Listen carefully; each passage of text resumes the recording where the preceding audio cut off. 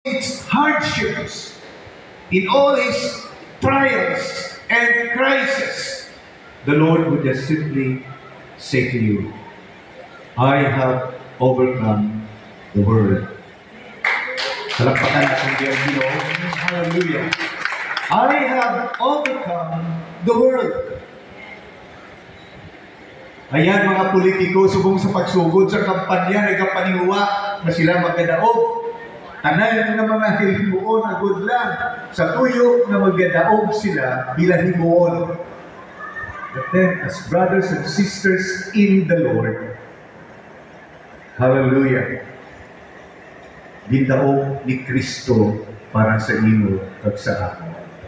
Amen? Hallelujah, praise God. Hindi paglantawagin mo kaugalingon, hindi paglantawagin na ng mga circumstances siya ay mag-abot ina, upon one thing that we know that God has overcome the world.